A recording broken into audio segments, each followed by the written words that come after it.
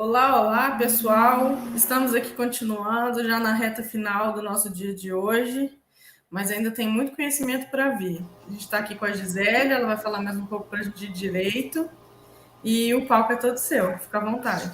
Oi, Jéssica, obrigada. Obrigada, pessoal da Latinoera aí pela organização, Marco Ciríaco pelo convite. A gente está todo ano junto, mesmo que online, né? Então, aí estou com essa difícil missão de falar em menos de 25 minutos para vocês sobre algum conteúdo relacionado ao direito digital. Então, o nosso tema era conhecendo o direito digital. E aí, como o tempo é muito curtinho, eu gostaria de passar alguma coisa muito importante para vocês e que vocês pudessem também interagir, ter dúvidas, a gente bater um papo aqui. Eu resolvi falar sobre o crime de stalking, crime de perseguição, na perseguição online e também offline, digamos assim. Então, eu vou compartilhar aqui com vocês a apresentação que eu montei para a gente bater um papo aqui. E a Jéssica já está com o meu material aí em mãos. Ela vai encaminhar depois para vocês esse PDF que eu vou estar exibindo aqui na tela, tá? Então, não se preocupem em ficar copiando, anotando nada, só prestem atenção e aí vão mandando as suas perguntas aí pelo YouTube, no chat, na plataforma da Latina, onde for, que aí depois a gente abre um tempinho para as respostas, tá? Fiquem tranquilos quanto a isso. Então, o crime de perseguição ou crime de stalking, ele entrou no nosso Código Penal nesse ano, no primeiro semestre. Antes a gente não tinha esse crime definido no nosso Código Penal, tá? A gente tinha essa prática de perseguir outras pessoas, seja no ambiente offline ou no ambiente online, mas a gente não tinha um artigo específico no Código Penal. E aí, o que a gente fazia? Né? Deixava em aberto? Não, a gente tentava enquadrar essa situação de perseguição, principalmente online, em outros delitos, como, por exemplo, a difamação, a ameaça, perturbação à tranquilidade alheia. Só que havia um problema. Nesses outros crimes que eu falei, a gente não tem uma pena de reclusão, uma pena de prisão. As penas são geralmente de detenção, que vai cair lá no juizado especial criminal, e aí, no final das contas, o indivíduo sendo condenado vai pagar através de serviços comunitários ou cestas básicas. Então, no final das contas, o indivíduo que foi vítima de uma perseguição, antigamente, ele não conseguia ver essa punição na prática, né, para o seu ofensor. O dano que ele tinha, o constrangimento que ele passava, todo o sofrimento, questão psicológica de ser perseguido, seja no meio online ou offline, era muito maior do que a pena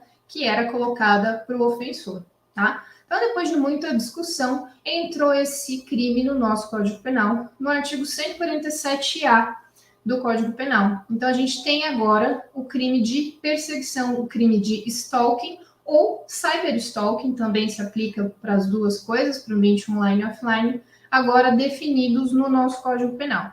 Coloquei aqui para a gente ver do que se trata exatamente, tá? Então, lá o Código Penal fala assim: o que consiste o crime de perseguição? Perseguir alguém reiteradamente e por qualquer meio, aí pode entrar a internet, tá? Ou redes sociais, o que for, ameaçando-lhe a integridade física ou psicológica, restringindo-lhe a capacidade de locomoção, ou de qualquer forma invadindo ou perturbando sua esfera de liberdade ou privacidade. Aí sim, agora a gente tem uma pena de reclusão, que é prisão de 6 meses a 2 anos e multa. Ou seja, desde meados de março, abril, que essa lei entrou em vigor, e qualquer indivíduo que perseguir de fato alguém, seja fisicamente ou seja através da internet, e for identificado, processado, ele poderá ser condenado a essa pena, tá? E aí a gente tem um aumento de pena para algumas situações.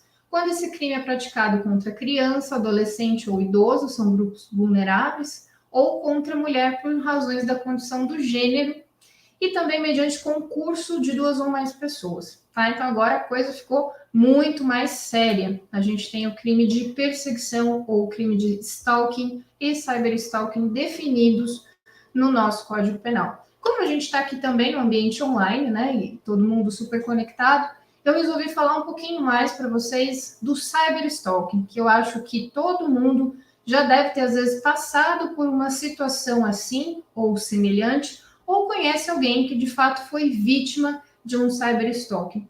E como que a gente pode identificar que está acontecendo uma perseguição online? Existem uma série de comportamentos, vocês viram aí na descrição do artigo, que podem ser enquadrados como a prática de cyberstalking. Cyberstalking é uma atitude muito complexa. Vocês viram que é um artigo no Código Penal que tem uma série de condutas, uma série de verbos, né?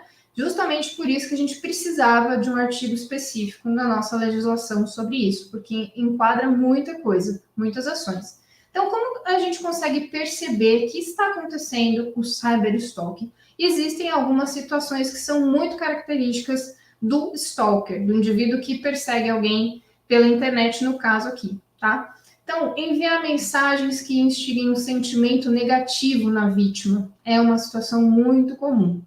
O indivíduo acaba sempre comentando nas redes sociais da pessoa, ou manda mensagens inbox quando tem acesso a essa pessoa, o WhatsApp, o que for, mandando algum recado assim negativo, que acaba constrangendo aquele indivíduo ou acaba incitando um sentimento negativo naquela pessoa. Não é uma mensagem positiva, uma mensagem legal em uma foto, algum comentário bacana. Não, é sempre aquela mensagem para cutucar, para espezinhar. E aí, isso pode começar a se tornar frequente. A pessoa publica alguma coisa nas suas redes sociais, sejam redes sociais pessoais ou redes sociais que ela utiliza para divulgação do seu trabalho, e tá lá esse sujeito fazendo de novo um comentário ácido, um comentário negativo, ou ele é o primeiro que já curte, manda um inbox, interage de modo negativamente pelos histories, por exemplo, né? Faz uma edição tendenciosa e negativa de vídeos, de publicações que essa pessoa tem na internet, do Reels do Instagram, por exemplo, que é permitido editar. E aí ele começa a agir cada vez mais reiteradamente contra essa pessoa.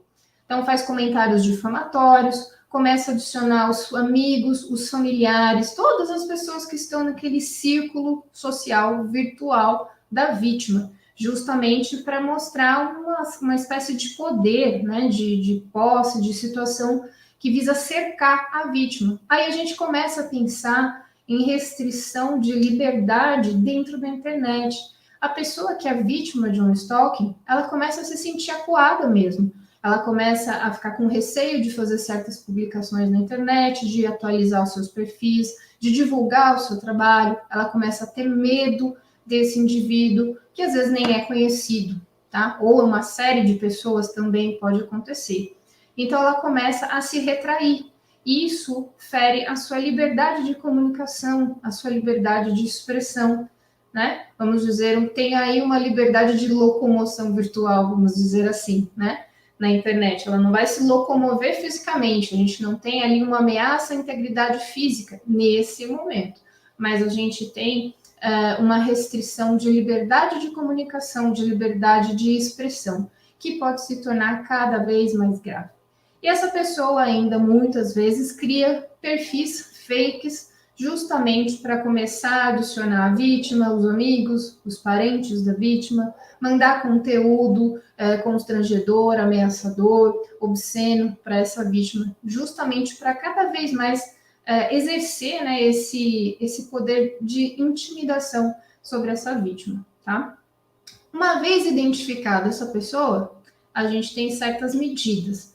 O mais complicado é quando a gente não sabe quem está do outro lado. Quando o stalker ele é identificado, a gente já tem quem processar, né? Quando o stalker não é identificado, são perfis fakes, são pessoas anônimas, aí a gente precisa de uma série de procedimentos que eu vou explicar para vocês depois, tá?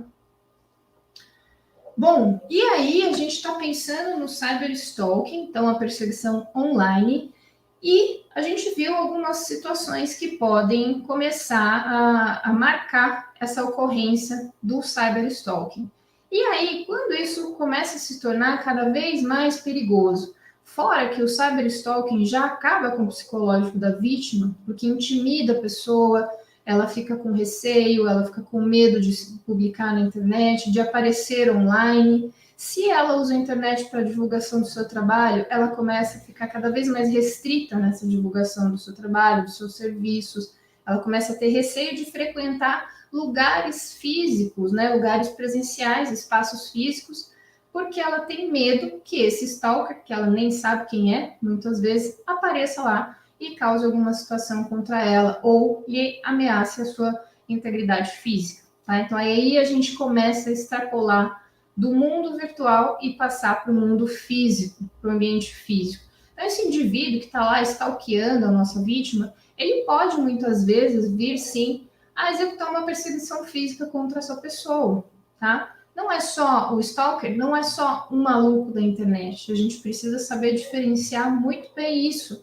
A partir de quando um comportamento é isolado, é uma situação atípica e ok, acabou, a partir de quando aquele comportamento começa a ser repetitivo, começa a te incomodar, começa a afetar o seu psicológico, a sua comunicação, o seu trabalho, e isso impacta muito na sua vida.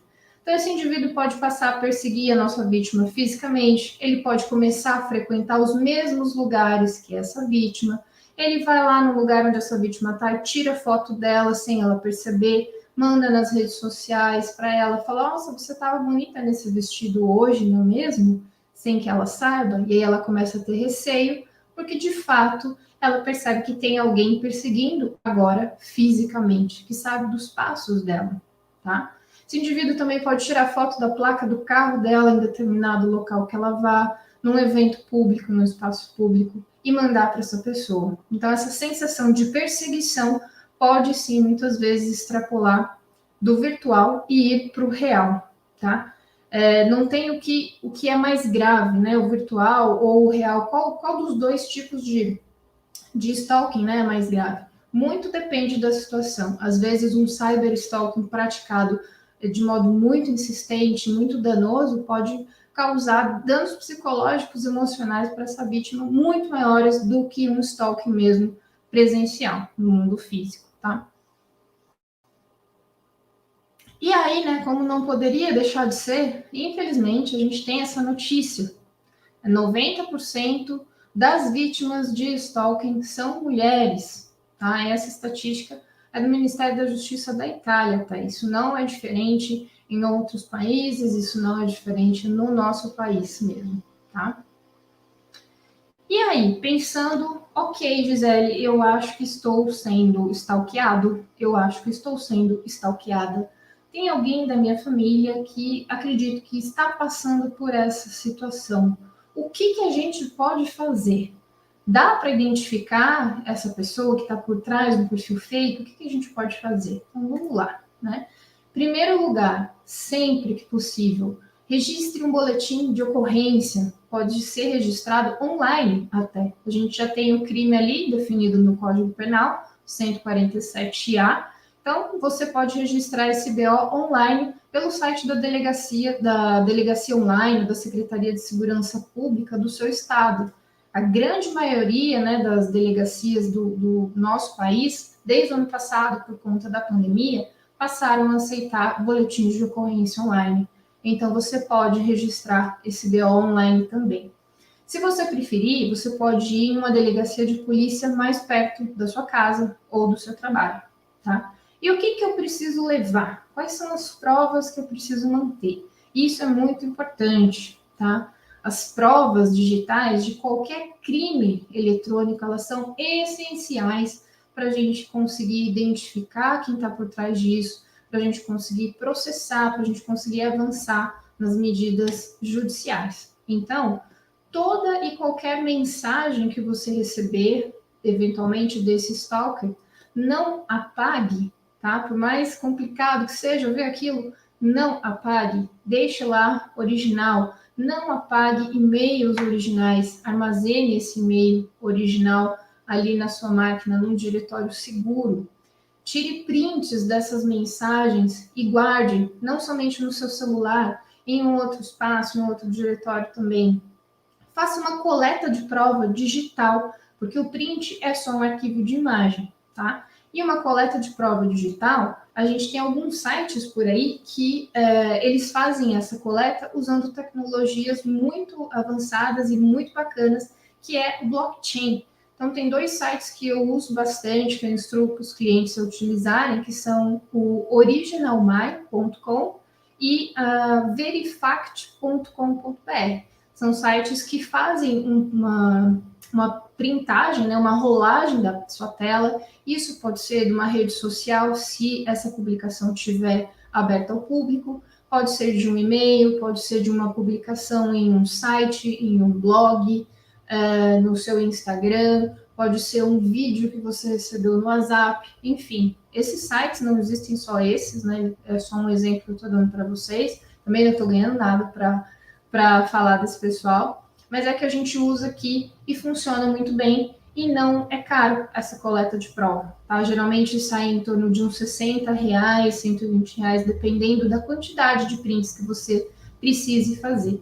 E aí, esses sites geram um relatório em PDF com um hash, um código, né, numérico, que seria um RG desse documento, e você pode conferir no site. Isso é importante porque o print é um arquivo de imagem, e qualquer arquivo de imagem pode ser editado. O juiz pode contestar isso, a outra parte também. Já uma prova gerada por um terceiro, esse terceiro sendo imparcial, essa prova é mais confiável. E também existe essa questão da tecnologia aí atrelada que permite comprovar que essa prova é íntegra, tá? Então, não apague nada, armazene essas provas, tire prints e faça uma coleta de prova digital. Dependendo da situação, você pode fazer até uma ata notarial. A ata notarial, ela é registrada em cartório de notas. Qualquer cartório de notas do Brasil pode fazer essa ata notarial. E na ata, o tabelião vai descrever o que ele está vendo ali no seu WhatsApp, no seu inbox do Facebook, na sua rede social, em um site, o que for. E ele vai inserir os prints desses arquivos de imagem. Como o tabelião é concursado, ele tem fé pública, essa ata notarial, que parece uma certidão, é válida 100% perante o judiciário. Nem o juiz pode contestar, tá? Então, dependendo do que aconteceu contigo, dependendo do porquê você vai usar essa prova, né? Você pode usar essa questão da ata notarial. A diferença é, a ata notarial, ela é muito mais válida do que esse tipo de coleta de prova digital através desses sites que eu exemplifiquei para vocês. Se a gente tivesse aqui colocar valores, né? O print estaria aqui embaixo, a coleta digital por esse site estaria um pouquinho mais forte, um pouquinho mais válida, e a ata notarial é 100%, tá? Pensando nisso, coletou as provas, registrei um boletim de ocorrência, ou estou com receio de registrar esse BO sem orientação, será que é stalking mesmo? Então procure um advogado ou uma advogada para tentar entender se de fato isso tudo que você tem em mãos, com essas provas em mãos, se isso é crime de stalking ou cyberstalking. De preferência, procure a orientação de um advogado especialista em direito digital, que ele já vai entender toda essa situação, tá? Aí, dependendo do seu caso, pode ser que seja necessário uma ação judicial para quebrar o sigilo dos IPs dessas redes sociais, onde esse indivíduo fez perfis fakes para ficar te perseguindo, para fazer postagens, para adicionar os seus colegas, tá? Isso pode ser um exemplo. Então, se é um stalker não identificado, mas ele usa redes sociais ou usa um e-mail anônimo para fazer essa perseguição, esse sigilo pode ser quebrado. Então, há formas da gente ingressar com uma ação judicial específica para quebrar esse sigilo e conseguir obter os dados de conexão desse indivíduo no momento em que ele acessou esses sites, essas redes sociais, tá? E aí, lá na frente, depois de um trâmite processual aí um bocado complexo, é que, eventualmente, a gente vai ter os dados cadastrais, aí sim, nome, né, de quem está por trás desse perfil. Ou isso também pode bater em um estabelecimento comercial, em uma escola, uma instituição de ensino, uma residência, onde moram várias pessoas. Então, há uma série de trâmites legais aí para a gente fazer até se chegar na eventual identificação do indivíduo, tá? É difícil identificar? É complexo? Mas não é impossível, tá? Pensando nisso também, né, não poderia ficar por menos, é necessário que a vítima busque apoio psicológico, procure um psicólogo ou psicóloga de confiança, bem indicado, que tenha experiência com essas questões. Porque enfrentar um stalking, enfrentar um cyberstalking não é fácil, é barra pesada, tá? E eu falo por experiência própria. Eu fui vítima de stalking por 2 anos de um indivíduo que stalkeava um cliente do nosso escritório, ameaçava, difamava ele na internet, e ele resolveu fazer isso contra mim também, né? Não tinha nada a ver com a história. Enfim, então, o apoio psicológico também é super importante para essa pessoa conseguir levar a sua vida em diante. Senão, ela pode, às vezes, até desenvolver síndrome do pânico, algumas crises de ansiedade e tudo mais. Tá? Então, é importante a gente ter essa visão bem ampla. Como o nosso tempo já está acabando quase, né? Eu vou deixar para vocês perguntarem aí quem tiver dúvida. Eu deixei aqui no material que vocês vão ter acesso. Esses links aí são clicáveis e esse conteúdo também está no nosso site. Tem 2 conteúdos aqui específicos para vocês, quem quiser saber um pouco mais sobre stalking e cyberstalking. Primeiro é um vídeo onde eu falo detalhadamente sobre esse crime de perseguição. Tem uns 30 minutos esse vídeo, é um bate-papo muito bacana com uma jornalista, que é amiga minha. E tem um outro artigo, que deve dar uns 5 minutos no máximo de leitura, que eu escrevi para a revista Está Dinheiro, falando sobre o cyberstalking, como que você identifica e como você pode se proteger. Ele é um pouquinho mais detalhado do que esses conteúdos que eu trouxe aqui para vocês, só para dar uma pincelada, tá bom? Bom, gente, era isso que eu tinha previsto para falar com vocês. Eu acho que a gente tem 3 minutos. Então, fiquem à vontade. Quem tiver dúvidas, perguntas, a hora é agora.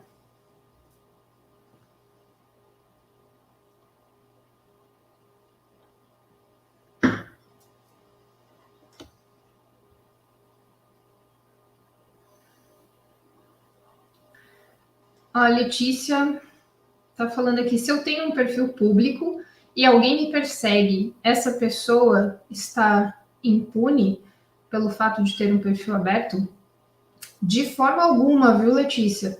O fato de você ter um perfil aberto ao público, né, não é um perfil restrito, não significa que isso aqui é um celeiro para difamação, para stalking, para diversos crimes, tá? Questão de deixar os perfis restritos ou abertos é de cada indivíduo ou para cada finalidade, né? Às vezes tem necessidade de deixar um perfil mais aberto por questões comerciais, de trabalho, divulgação, enfim. Cada um tem a sua motivação. Mas ter um perfil aberto não significa que quem te difamar, quem te stalkear, está impune, tá? É exatamente assim, cada situação que o indivíduo praticar contra você nesse perfil, ela tem que ser analisada. Que precauções devemos tomar nas redes? Olha, Camila, é bem complexa essa resposta, tá? Mas algumas medidas mais, digamos, cruciais. Se você não precisa usar o seu perfil para divulgação do seu trabalho, recomendo ter um perfil fechado, um perfil mais restrito possível nas redes sociais. Separar perfis pessoais de perfis corporativos. Se você usa seu perfil também para divulgar o seu trabalho, então procure criar um perfil só para isso, deixando esse sim aberto e o seu perfil pessoal fechado. Porque seu perfil pessoal estando fechado, você consegue administrar quem está pedindo acesso, né? Tomar cuidado com tags de localização, né? Ao postar fotos, nunca postem exatamente em tempo real, né? Deem um tempo quando você estiver saindo daquele local, aí sim você publica. Evitem postar fotos em tempo real com as tags de localização para não ser exatamente identificados, tá? Cuidado, fiquem atentos também com quem interage com vocês na internet. O limite entre o fã e o hater é muito tênue. A Ana Luísa está perguntando o que podemos fazer para nos proteger ou prevenir, ou como prevenir. Bom, Ana Luísa, mais ou menos continuando essa resposta que a Camila, né? Acho que foi a Camila que perguntou. Tomar muito cuidado com o que você divulga, o que você compartilha, né? Evitar detalhes muito pessoais da sua vida, restringir o seu perfil o máximo possível, tá? estar sempre atento às interações sociais que você tem no seu perfil, e também passar esse tipo de conscientização para as pessoas da sua família, para as pessoas que convivem contigo, porque de nada adianta você ser super cuidadoso, pensar em segurança da informação, mas ali, às vezes, o familiar que convive contigo, não, ele tem todo o perfil aberto e tal, coloca foto contigo, tagueia você ali, ele abre uma brecha, né? Ele acaba tornando você, que é super preocupado com isso, vulnerável, tá? No nosso YouTube tem uma playlist sobre crimes eletrônicos, onde tem vários vídeos que eu dou algumas dicas, tem lives de palestras ali também online. Vocês podem acessar à vontade e destrinchar mais orientação desse tipo de conteúdo, tá? E no nosso site também tem alguns artigos, entrevistas em vídeo ou em TV que a gente também fala mais a respeito. Então, fiquem à vontade para acessar as nossas redes sociais aí, ou o nosso site, e obter mais conteúdo mais detalhado para vocês sobre isso. Jéssica está me falando que a gente precisa encerrar. Então, pessoal, muito obrigada por estarem aqui, né, mesmo que à distância. É muito bacana sempre palestrar na Latinoware. Então, agradeço demais o convite que veio da Latinoware pelo Marco Ciríaco. Agradeço a Jéssica por toda a organização do nosso espaço virtual aqui e a todo mundo que esteve aí participando.